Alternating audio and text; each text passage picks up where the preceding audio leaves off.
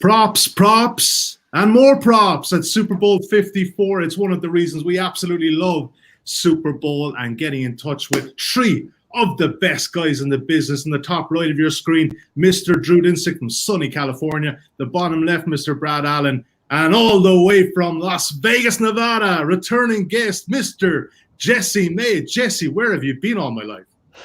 Well, I've been enjoying the podcast, but look, that's the Vegas sunrise in the background, a Vegas floor lamp that I'm going to slip into my suitcase to go home. So I am ready for Super Bowl. But look, before we start, I want to kind of just say congratulations to you guys on a great season.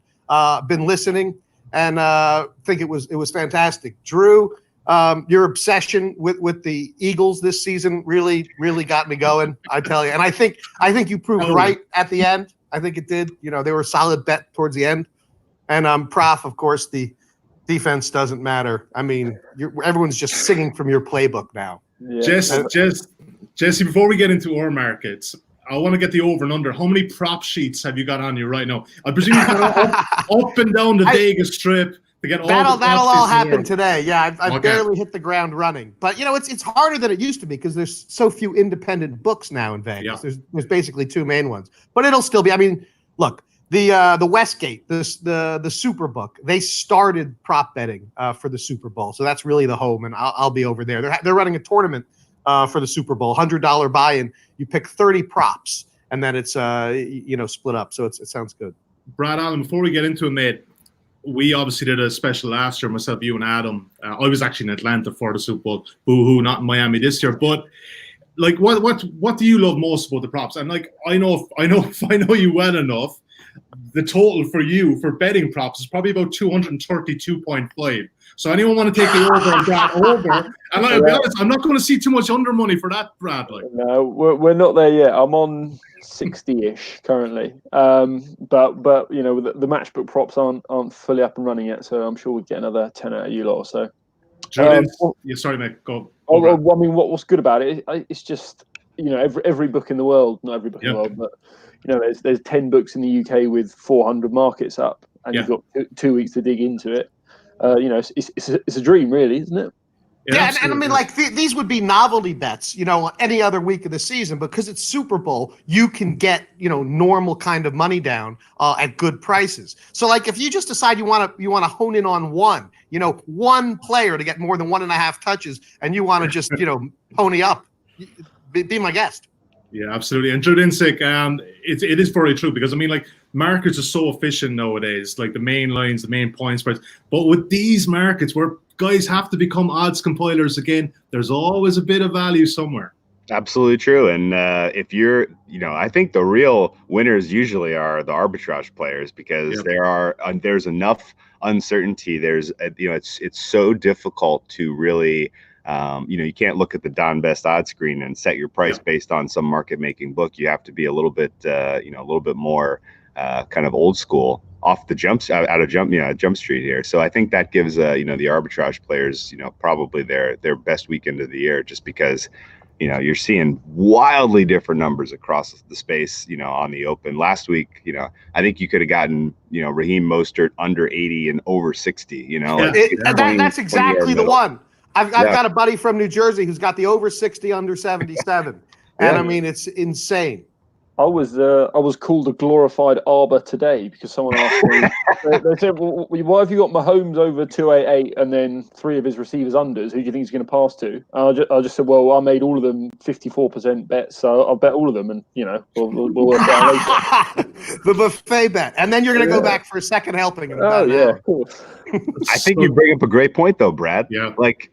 If you add up all of their yardage totals, it doesn't equal Mahomes' passing yards. It's well over because, literally, like, people come in with the mindset. They have kind of come up with you guys know horse racing, like, there's a strategy for the bigger races where you come up with a pace theory, right? And you kind of think of, like, okay, like, this is how I see the race will play out. and then from that you make your decision making on who you're going to back, right? And I think a lot of people go through that process with, and come up with, this is how the game's going to go, this matchup is going to be picked on. Like, you put yourself in the coach's shoes and decide what they're going to do, and then you walk in and you say, okay, well, that's the receiver that's going to get the lion's share of the targets and yardage, I'm going to bet his over. And like all, like just the kind of the cumulative approach there presents opportunities like this, where you add up the receptions and it's more than the actual completions. You add up the yardage, it's more than the yardage total. And that sort of stuff definitely sets up for value play. Yeah, and the great thing about it is with those receivers, they're going up against cornerbacks. You look at what the strengths are in the respective teams, you can find some value. So I'm going to set the agenda very quickly here, guys. Obviously, like Brad said, there's about 400 props elsewhere and a Matchbook that you can get on. But I'm going to look at maybe about 10 that were really popular at Matchbook in the last couple of years. We're going to fly through them. Then we're going to look at player props and generally see who we're going to be backing over and unders. So if I'm going to get to some of these guys, and if you don't want to talk about them, we'll go straight on, plenty to go through. First one, though, Prof, I want to start with you here because we touched on this on the main podcast, highest scoring half. Now, the general narrative with you was that it was going to be under in the first half. Adam Chernoff agreed, of course, and then it was bombs away on the over for the second half. So we should be backing second half to be the highest scoring half here, surely. Yeah, definitely. So if you look back the last 21 Super Bowls, I think 16 second half has been higher. There's been one push, and then I guess there's 4 left to go higher in the first half. And obviously it's a relatively small sample, but we kind of went over why that might be true. Sort of more intense first half, long layoff at halftime, a bit flatter in the second half, and come the fourth quarter, if you're down 20 or whatever, there's you are just slinging it around. It doesn't matter if you lose by 50, so it's go up and fourth down in your own 30, whatever. I think it makes a lot of sense to go second half higher scoring. Yeah, and it just seems to me that it might be priced as small, but definitely in my head, I just thought, and it's the same in certain sports, that the second half might have been, maybe priced at the 1.86, 1.92 currently at the moment. Drew, what are your thoughts on this one, mate? Agreement here, or what are you thinking? Yeah, no, that all does check out, and I think the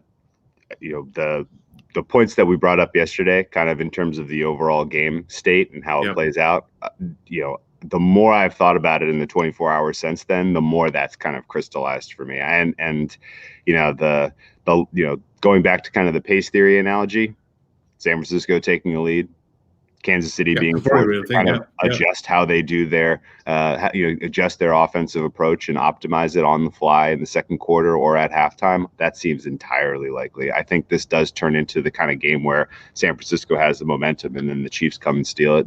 And then this turns into the type of game where, the Chiefs, once their offense gets rolling, once they start to put pressure on the Niners to answer, at some point, the Niners, I believe, will come up wanting, and Jimmy G will either take a key sack, make a key mistake, or just become turtle in the pocket and be unable to make the important third down conversion, and the Chiefs could pull away at that point. Last year we had the Patriots winning 3-0 at halftime. I don't think that's happening this year. Second half one as well. Jesse, well, anything for the guys in that one? Yeah, I mean that price looks just so wrong because it's sort of well known that the last couple of years, I mean, maybe the last 10 years, the first half or the first quarter has been so low scoring. So even the public is onto that. I don't understand why this is priced up like it is. Okay, I think that's a pretty solid one. That's one I've actually played myself. All right, let's move on. Anyone opinions on the longest field goal? Jesse May, you're a kicking expert here. Harrison Butker against Robbie Gould. Before we get to you, Jesse, Brad, you have the hand up straight away, man. I've got to respect that. Yeah. I've backed unders here. Okay. So from what I could see, there were 18% of games this year had a 48+ yard field goal. So I mean, we're already looking that way. And then what's his name? Robbie Gould is really terrible from this range. Let me just get up his stat here. He's 1 from 5 from 48+. So even if they do go for this quite long field goal, there's no chance he's going to make it. So yeah, I quite like the under. Jess, you want to come back in there, man? No, that's fine. I'm historically very poor on the old kicking props. So that sounds very solid to me. Drew, we'll move on. I don't even major amount on the kicking either. No, I like under too. Yeah, no, okay. This is honestly, Number of field goals under, I think, is worth the tickle as well. Jesse, make sure you're writing these down for all the props tickets later on, mate. Just make sure you're writing these down. Longest touchdown score, 44.5. Now, I've seen some people thinking that this is an absolute, you got to be backing the over. So you've got Tyreek Hill, you've got a San Francisco offense that can score quite quick. It's trappy number. I think that the under might be the value here. Anyone played this one, guys? Anyone over or under? Drew? I was so tempted to play this over because I absolutely think we'll have home runs in this game. But the more I've broken it down, I think the Chiefs, there will be high incentive for the Niners to cover Tyreek Hill over the top with some extra safety help. That should open up the kind of the 11 to 20 yard range for him to just pick them apart, which I think means you're going to see more sustained drives as opposed to home runs for the Chiefs. And then on the other side of the ball with the Chiefs, they have a propensity to have lapses, at times. We saw it, obviously, the first touchdown in that Texans game was blown coverage and 50, 60 yarder. But I do think that this does set up well for an under. 44.5 is one of the highest I've seen of these all season long. I think you typically see these in the 35, 38 range, and so 44.5. You're really asking for a lot here. That's scoring from midfield. But I would bet you good money, Drew, that you will see a lot of money come for the over still, though. Just the general dynamic. I think it's a very sensible number that they put up, because if you're going 37, 38, you're just going to get holded, and they're getting 6 free points the way you're looking at it. Okay, let's move on to total interceptions. Of course, Jimmy G might not actually throw the ball, so maybe this is kind of one to be back in the under as well. Patrick Mahomes hasn't turned the ball over much of late. Anyone play this one, guys? I have bet both quarterbacks to throw in interceptions, but not this one. I prefer the Jimmy G one. I think he threw interceptions in 11 games this year, and he wasn't really asked to do a lot. And I think he's going to be asked to do a lot in this game, because they are going to need to score 30. Jimmy G, I've gone over attempt, over completions, over interceptions. So I like the over on this one. Okay, Drew, any thoughts? Yeah, strongly agree on the over. I think Jimmy G can make this by himself. He threw.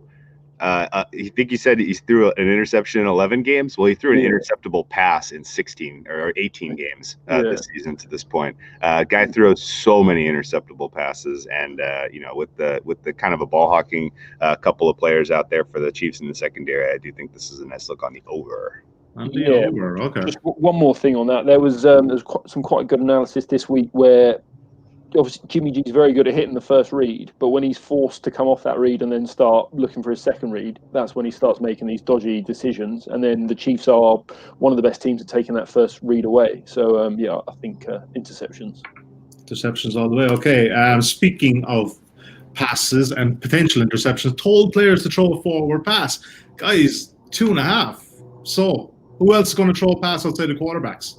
Emmanuel Sanders. Okay. I have seen that. He's done that a couple of times, hasn't he? Has he done it once or twice? Yeah, yesterday I was going on about, I think the Saints is quite a decent, that Saints game for the Niners is a decent analogue for what we might see here with how Shanahan is going to call the game, going for it on fourth down, play action passes, reverses. And he had Manny Sanders, I think, threw a 40-yard touchdown pass in that game.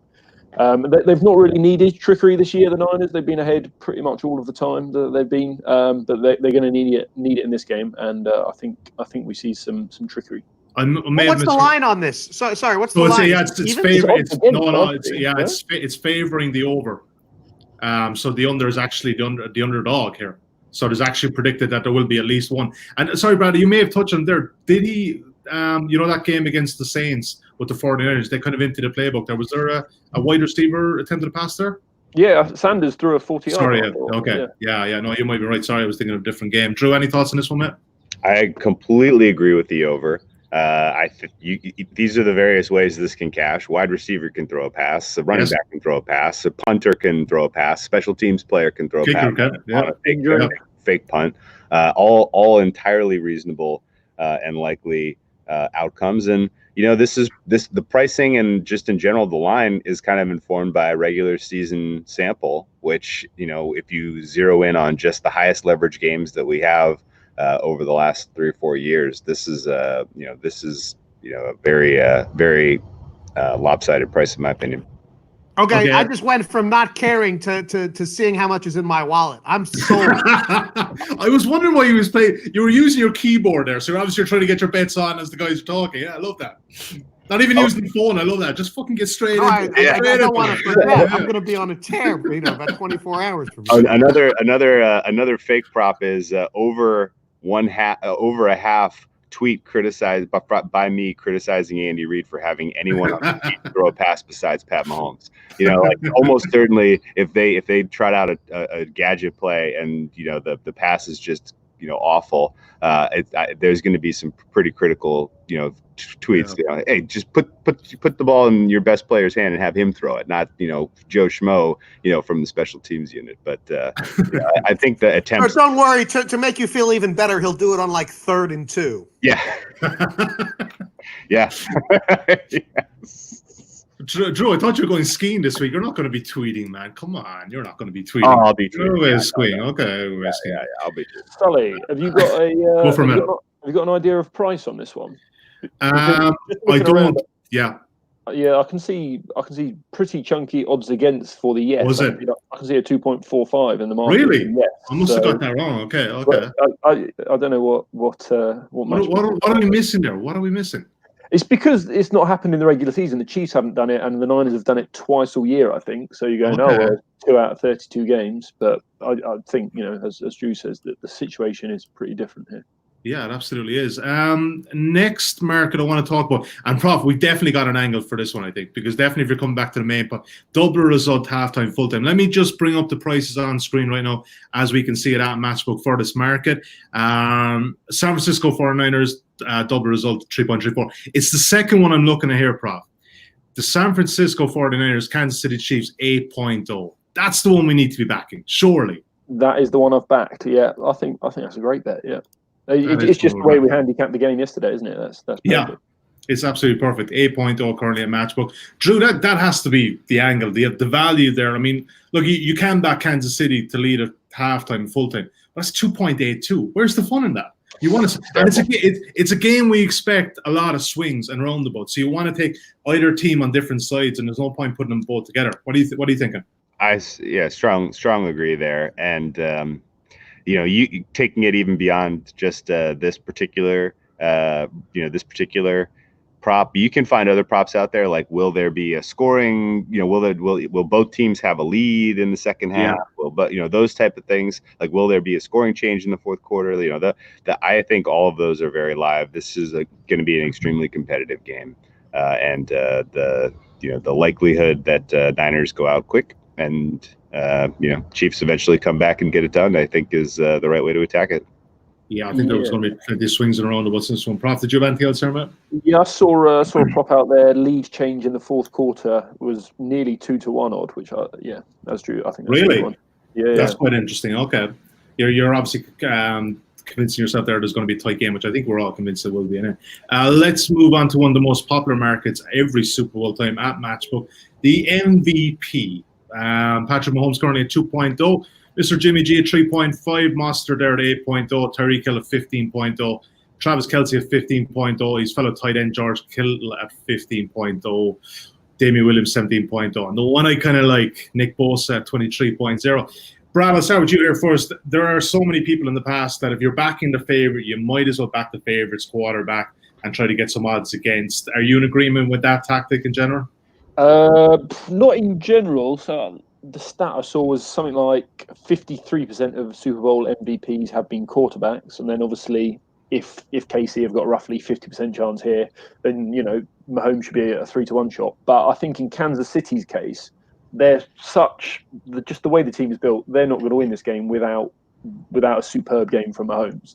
There's no way they win this game on Damian Williams going nuts. It just doesn't happen. So yeah, I think if you probably find a little bit of odds against on Mahomes MVP, and I think if you like the Kansas City side, that's the way to go. The one I quite like your Bosa one, but I thought just the real value I saw there was triple figures around for DeForest Buckner, and the projections I looked at, he's got a slightly higher sack projection than Bosa. He's going against the right guard, most likely, who's probably the weakest of the Kansas City offensive line.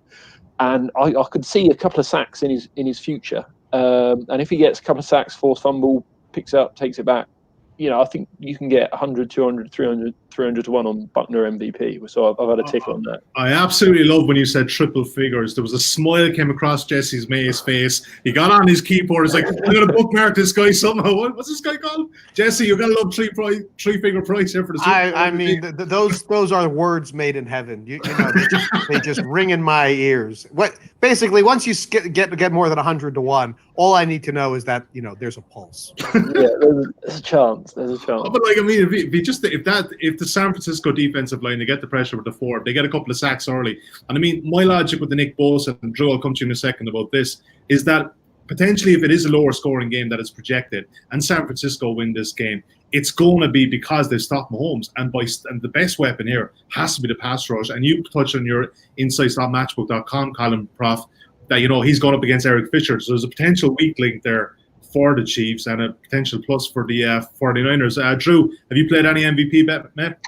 No, I haven't. But at the prices that you're showing here, I think Mostert at 8.0 is the value of that unit. And I think just kind of broadly throw out every Chief that's not Mahomes. I don't think that because the voters, when they sit there and fill out these ballots at the end of the game, they're only looking at the winning team. Period. So yes. If you're handicapping this, like you're looking for the team that has won. And if the Chiefs are the winning team, even if Mahomes has a little bit of a lackluster day, even if his stat line isn't that impressive, even if like one of his receivers happens to get the lion's share of the volume, this the overall sentiment of the media is we're crowning Mahomes. Like this is his moment, right? Like this is his elevation to the best quarterback in the league, and and there's a residual in the back of these voters' minds of what Mahomes did in the last 2 playoff games, right, to get them here. And so they tend to think about that sort of stuff and reward a little bit of past performance here, even beyond just what we see in the specific game. And he basically the only way Chiefs win and Mahomes doesn't get the award is if they I honestly, I don't see there being a potential, So they have to knock him out of the game, essentially. They have to, right? They would have to knock him out of the game and then still win. Which, yeah, right. Go at that point. It could be. There's not a clear and obvious favorite. Anyway, the Niners, on the other hand, I do think there will be a little bit of some residual, love for Mostert after going for 250 and 4 touchdowns in the NFC Championship game. And if the Niners win and if Mostert kind of makes his numbers, then you know what? This MVP sometimes is played up to the narrative, and that guy obviously he's had 7 different ball clubs over the last 9 years. Something like that anyway. So, I mean, he's a pretty good story. Yes, Jimmy G has the good looks, but he's boring enough, let's be honest about it. Prof, did you have anything further on that MVP, Matt? One sec. Evan Silver was talking about this. Matt Breida, 100 to 1 or so. Shanahan's got this kind of tendency to go with the hot hand, as it were. Yes. Kevin Coleman's probably buggered. So if Mostert, for whatever reason, fumbles early, gets injured early, they might turn to Breida, and given his pace and this Chief defense, he might be worth a fiver at 100 to 1. Yeah, it's always been a fascinating mark. Sorry, Drew. I was just say in general, if you're shopping the 100 to 1 type of prices, you're gonna find value. And I would only look for Niners in the hundreds to 1. Yes. Because we see it if you just do the math, what is a 100 to 1? Like how likely is that supposed to happen? And then you go back and look at the last 20 years, there are a number of guys that you're like, who? Malcolm Smith, who? Yeah, Larry Brown, Larry who? Dexter who? Like there are some very, very unusual names who have taken it in some of the weirder games here when you haven't had, sort of the pre-packaged narrative around the quarterback kind of, taking his team to a title. So, I'm in favor of pretty much any look on the Niners in the 100 to 1 range that you can craft kind of a meaningful narrative around. Yeah, absolutely. It's always been a fascinating market, as I said. Right. Let's move on to kind of player performance markets. And first of all, we'll take receiving yards by team because there's so many of them up on the screen. 49ers, obviously George Kittle is the highest one there, 73.5. Emmanuel Sanders, 55.5. Deebo Samuel, 55.5. Emmanuel Sanders, 44.5. Kendrick Bourne, 23.5. And Raheem Mostert at 10.5. Prof, I'll start with you. I've kind of, like, during the playoffs, I've been on a couple of props to do with George Kittle, and they're not coming home for me. I was waiting on him for 50 yards against the Packers. If they're only throwing the ball, 7 times, no necessarily they're obviously going to have to throw the ball more here. But he either seems to be a bit injured to me, or there's just a change of tact with this 49ers offense. Yes, it's tough to get your yards when you're throwing 8 times against the Packers and I don't know, whatever, 11 times against the Vikings, and obviously they're going to come out and throw it a lot more here. The one I bet here was Sanders over. Again, he was, I think he basically had 0 targets and attempts in the last 2 playoff rounds. But again, he's just a victim of the circumstance where they just didn't throw the ball. And again, you look back to weeks where they did have to throw it more, like New Orleans, whatever. Then he was a lot more involved. So if you kind of, if you project the Niners to be throwing the ball a lot, then Sanders, I thought, went over his 44.5 about 55% of the time.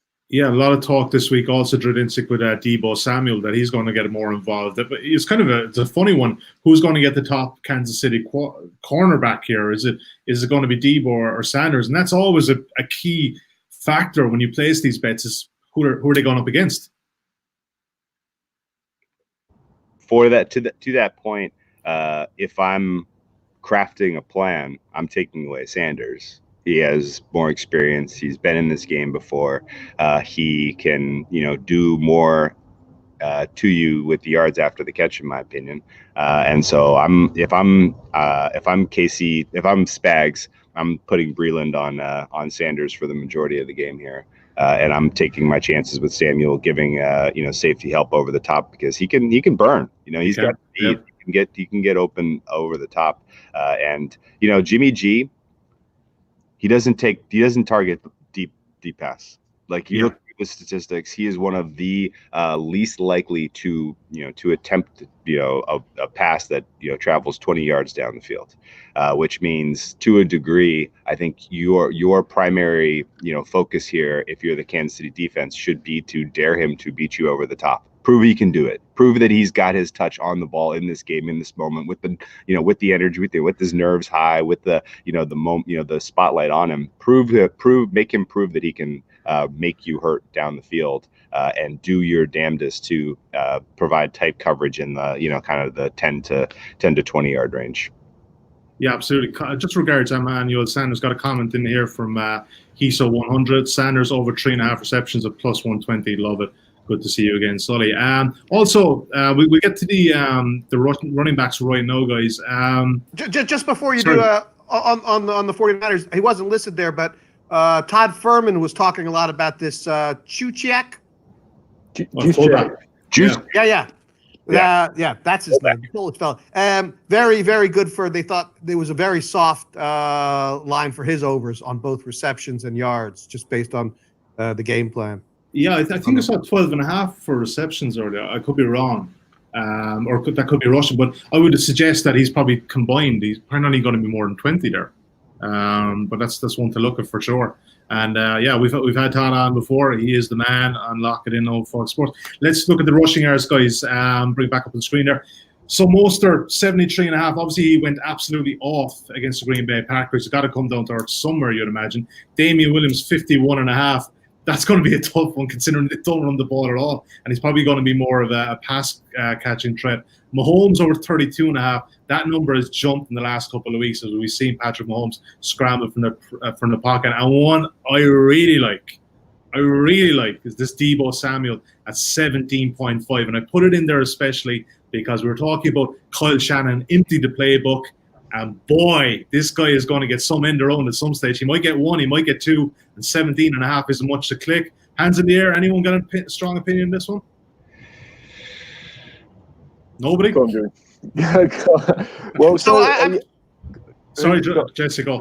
No, just quickly on Todd Furman's. I mean, they were just like Drew was talking about Mostert. They were saying that it was an amazing number. It's come in it came in very high because most of the sharp sides really liked Mostart here, and it's been taking a lot of under money because it's been getting in so high. But as Drew mentioned, it's just all over the board. I think for that reason. Well, I think also you have to factor in the fact that Tevin Coleman's injured. We don't know how serious it is. I've heard from different places it's an actually separated shoulder. I don't know how easy that is to fix. I don't know how much he's going to get the ball. But Kyle Shannon can be a bit choppy with his running backs. And Brad touched on a while ago, he will go with the hot hand. It wouldn't be no surprise to see Breida get a carry. And if Breida is successful, he has absolutely no issue in leaving Mostert on the bench, which is not a good situation if you've backed him on the over and you're sitting there saying, shit, where's this guy? Yes. I thought all of these were just quite trappy. I've not backed any of them. I mean, the Mahomes one is pretty fascinating. Obviously, he's gone over this line in the last 2 weeks. There's been a lot of ink spilled about San Fran's trouble with mobile quarterbacks. I think giving up the second most yards to quarterbacks this year. But then, again, any projection model built for DFS or fantasy is going to tell you need to back the under. Yeah. But then they run all this RPO stuff, which to slow down the San Fran pass rushes as well. So there's just too much to weigh up for me, and I literally haven't backed any of these. You haven't got the time prop. There's only so many props you can get through, man. You haven't got time to do all these. These are trappy, as I say. There's arguments both ways. I can make a case for Mahomes under even beyond just the math models. The San Francisco has an extremely fast defensive line and linebacking core. They're fast. They are not going to give up a gap, like a 27-yard run like we saw the Titans give up. Anytime they do set up a design run for Mahomes, I think your ceiling is probably 10 yards. You're most likely going to see, say, 5 to 7, and just based on the speed of the linebacking core for the Niners out there. And honestly, if I'm San Francisco, every rushing attempt that Pat Mahomes has in this game, I think is a win for us. I think I'm happy. Like you're telling me that we had an opportunity. He broke the pocket, and there were 5, 6, 7 seconds after the snap, and he didn't hurt us down the field. That's a win. Yeah, absolutely. So to a degree, I think if in any way, shape, or form, Mahomes rushing attempts is part of Plan A for Andy Reid, I won't be surprised at all if they're not generating consistent drives early in this game because of whatever reason. I wouldn't be surprised if they go away from that real quickly. So it may be kind of part of Plan A given what they've their looks through this point in the playoffs. But with Andy Reid's penchant for making the right adjustment, early in games, I would expect to see them Flip side of that, though, is that, San Francisco aren't going to play with a spy against Mahomes. He's just not that good a runner anyway. So, guys, I missed one in the running order. Receiving yards for Kansas City. Quickly, we'll rattle through them. Travis Kelce, very similar to George Kittle there at 76.5. Tyreek Hill just underneath him at 75.5. Sammy Watkins, that's more or less the second receiver, wide out for the Chiefs, 48.5. Damian Williams, 29.5. That might be an interesting one. And McCole Hardman, 21.5. Anyone played anything here, guys? I've had a couple of tickles in this one. Damian Williams overs, although I went catches at 3.5 rather than interesting. Okay. Rather than receiving yards, because they are going to sit in that zone. And I do think they're going to keep that sort of cover 3, cover 4 shell and force them to dump off a lot. And then, obviously, if there's that 4-man pass rush getting there quickly, again, he's going to be dumping off again. And then the third thing is they don't blitz, so he's not going to have to stay into block. So he will be leaking out into the backfield a lot. So I like the over 3.5, and he's playing 98% of snaps now at running back. And then I also played Tyreek Hill unders. This is one of those ones where he's. It's a tough one to sweat, man. Yeah, I know. But that's what, if it's a horrible bet to make, it's usually a good bet, isn't it? Right? That's true. Yeah. Again, they're going to be sitting in this deep zone, and it's if you look at kind of the average and the median. Obviously, Tyreek's average is a lot higher because he will explode for a 150-yard game. Yep. Like he did against various people this year, but the median is close. It's under 70. It's something like 69.5 from what I saw. So you've probably got a 55% bet going under 75.5, and it's just a bit horrible to make it because sometimes you look like an idiot. Good stuff. Drew, anything on this, man? I agree. I think you have to come in under the big names here. I think you have to come in under Kelce, under Hill. I don't mind over Watkins because kind of as we've talked about, if you're San Francisco's defense and you know your coverage has holes, I think you're doing your damnedest to stop Kelsey and Hill, which should match up Watkins against a pretty soft coverage unit. Hardman, I don't know how much he's going to factor into the game plan. I would imagine he's largely going to be a deep decoy. But maybe they go to him. It only takes one Hardman catch to make that really. That's it. It's just how much snaps he even lines up for, and it's a tough one. But then again, that's why it's 21.5, and it's not 50.5. Maybe back in unders. Okay. One more on Kansas City receiving. DeMarcus Robinson unders. You don't have him up on the screen, but his median with Tyreek Hill in the lineup is about 15.5. So you can get 20 plus and under there. Yeah, and he's had a couple of bad drops recently, so I wonder how confident Mahomes would be going to him. Speaking of Patrick Mahomes, let's go passing yards. 302.5 Mahomes. Jimmy G 238.5. I mean, look. I'm trying to think back. I'm pretty sure this was a similar line for Mahomes against the Titans, but this is a far better defense.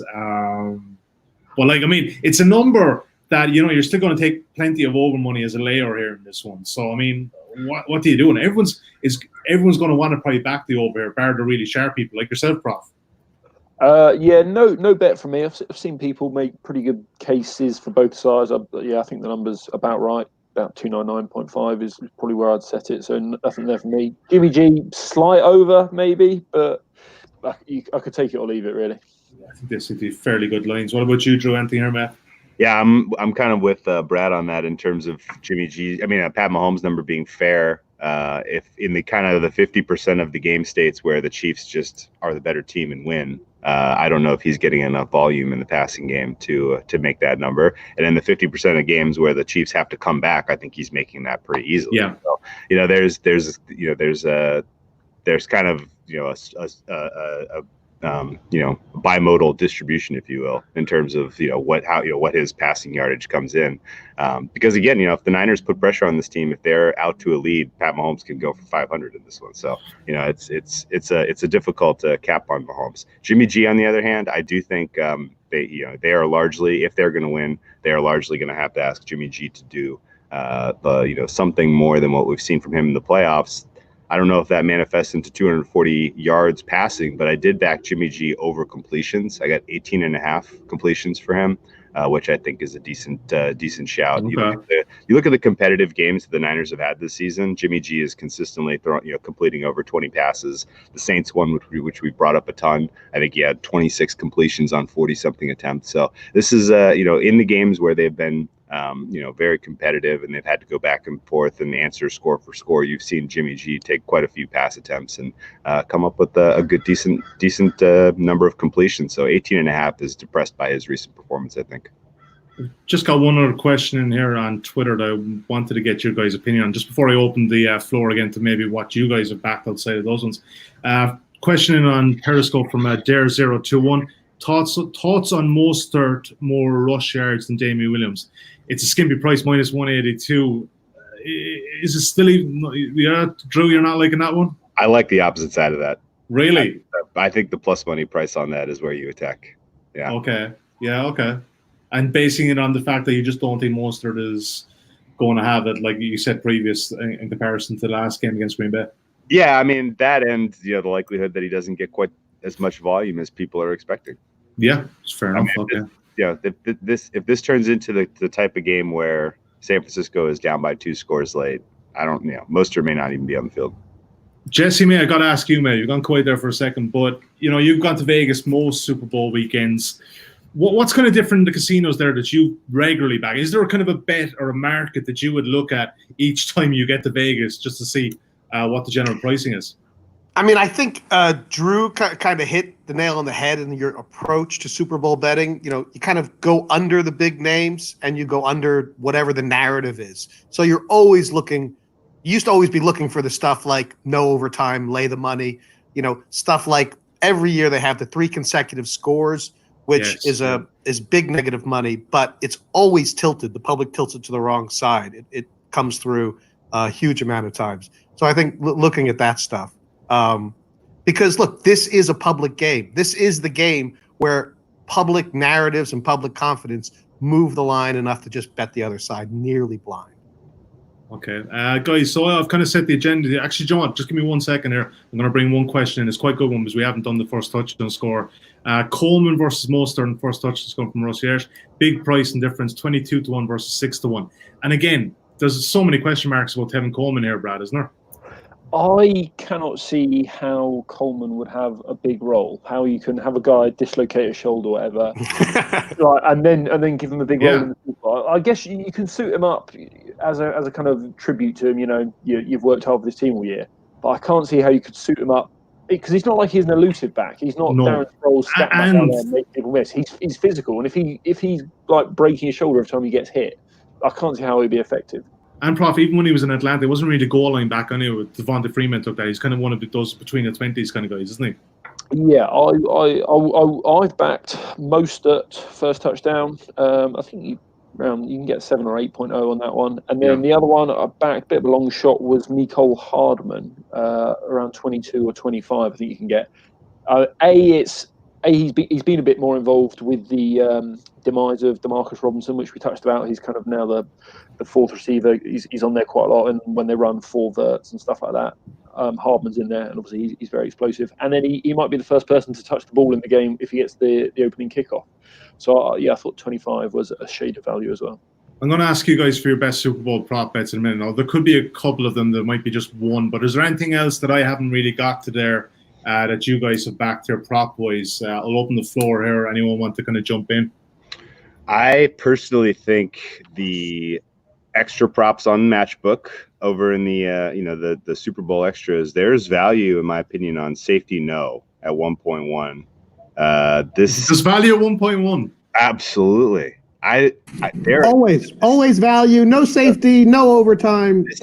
And for there to be a safety in this game, this is what has to happen. You have to have an offensive drive that gets stalled between, say, the 40 and the 50, and you have to have your decision maker not go for it, and you have to have a punt land on the 1. Like there's not going to be a lot of punts in this game. There's not going to be a lot of field position, maneuvering. I would be surprised if there are more than a handful of snaps inside the offense's own 10-yard line, enough to even manifest an average safety. There will be a safety prop. You didn't mention the defensive interception with the guy then running the wrong way. Yeah, I have that on Twitter the other day. Honestly, like that, I think it's just as likely that you have a boneheaded Jimmy G throws a pick in the end zone and the defensive back stupidly runs it out of the end zone and gets tackled at the 5. That's more likely how the Chiefs end up inside their own 10-yard line than getting pinned with the punt, in my opinion. 1.1. Prof, what you think of that? You're gonna have it all in 1.1? Yeah, I'm currently trying to get matched on there. So anyone who wants to bet no. There's a long weekend there, yeah. Prof, put it up there. Post just let it there. Leave it roll. Anything else for you elsewhere, Brad? What do we got? I've backed both teams to have 4th down conversions. Probably get around 1.91. I've seen. I'm sure there's some evens floating around, but I've not been able to find it. I especially like the Niners. One of them. Any time it's like 4th and less than 4, I think they'll be going for it again. We know Shanahan coaches to the situation. I like Deebo Samuel touchdown. Anything above 2.5, given he's going to be getting the end arounds. Yes. He's one of the toughest people to tackle after the catch as well. And KC are like 21st in yards allowed after the catch, so I think we could see him break off a couple. Most at TD, most at first TD have backed. And have you backed most at MVP like Trudel? I've not backed most at MVP. That's kind of what I was thinking about as well, yeah. Yeah, and then I've gone no score first 5 minutes and no touchdown first 7.5 minutes. Or the other what prices did you get on those? Those are very popular around here. Yeah, both 1.8. So no TD first 7 minutes, no score first 5 minutes, both 1.8. Nice. Jesse, we obviously recorded the main podcast yesterday looking at the lines and the handicaps. I'm conscious that you haven't been out on the strip yet to do the prop sheets, but who's going to win the Super Bowl? Tell me. I think it's going to be close. I mean, look, there's been, I say 5, 6 in the last 10 years when there was a clear sharp side and a clear public side. I think it's a little bit closer. They think it's close. Kansas City, it seems like, but I'm not going to take a big position on the side. Yeah, there's not a lot of well, the one thing, I've got a friend who's very up on, and it was in that halftime full-time result, but he's very up on the draw first half. You know, with a really up in the air handicap, and you know, I think it's like 10 to 1 or something like that. It's a decent price. Yeah, and you can do the double result. You can probably do a bit of Dutching. I don't know what the effective was on that. Yeah, but yeah, I think it's about 22 to 1, 20 to 1 for KC and 22 to 1 for San Francisco. So yeah, that's an interesting, pretty interesting market. Okay, guys, I'm just going to ask you for your best ones because obviously we could be here all day talking about Super Bowl props. They're so much fun. I mean, you can spend hours at these. But if I had to give you one, and if I give you one and maybe counter, then you can add in 1 or 2 extra. But Brad, your absolute best one. And at the moment, conscious that we're recording on Friday evening, you're probably going to find another 160 by the time Saturday night is over. So talk to me. What's the best one for you, man? My absolute best one. I would. Can you come back to me? I can. Give me 30 seconds. I can. True Dinsick, what's your best one, man? Oh boy. Well, I'll go first. Let me see here. Okay, I'm going through all my favorites here. I got them all highlighted. My favorite will be San Francisco 49ers first drive of the game results in a score. I like yes at plus 110. I think that be it field goal or touchdown here, the likelihood that Shanahan has spent his 2 weeks coming up with a game script that gets first 15 plays here for the Niners that is sharp, in tune, hits the Kansas City Chiefs where it hurts. I don't know that they get a touchdown, but at least a field goal attempt out of their first drive seems like value to me. So first Niners drive of the game results in a score at plus 110 is my favorite prop. Okay, I've already played one earlier on the week. I just wanted to get it done. I don't know what the line is now, so apologies if it's gone. But I got one for Nick Bosa to get a sack at 1.85. I know it's short. I think I'll get a sack. You get at least one. Brad, you ready for us, man? Yeah, we'll go. I'll give you 2. Okay, man, go for it. Yeah, I think that's fair. Second half higher scoring, which we touched on. Yes, and then yes. Longest field goal under 47.5. Oh, I love it, bro. Love it. You don't even have to play the sides with these. You're just so good. Jesse, out of all you've heard here today, mate, we've done 47 minutes. What's been the kind of the best case that you've heard? What's been the most compelling case for any of these bets? The 2 ones that I liked the best was that second half scoring. I just don't understand. That price just looks wrong. It almost feels like a trap bet, but sometimes you just have to suck it up. So that one, and then I like the Mahomes under 32.5. I think that's a nice case. It's got a couple things running for it. It's got the game flow, and then it's just got the public perception. So I like it under. I'm going to look around, but I think if you wait late, you can get a better number. Probably it's not going down that one. Possibly. Okay, that's it, guys. I think we're out of time. That was a lot of fun. It's rounding off the week in a nice way. Hope you enjoyed today's broadcast. If you're watching us now on Facebook, YouTube, or Twitter, or if you're listening to us on the Matchbook Betting Podcast, thank you for listening. Don't forget, we've already recorded the main preview earlier in the week on Thursday with myself, Drew Dinsick, Brad Allen, and Adam Chernoff. We broke down the sides and the totals and some first half angles as well. Thank you for watching. Thank you for listening today. Best of luck. Super Bowl 54. It should be an absolute cracker. Go well.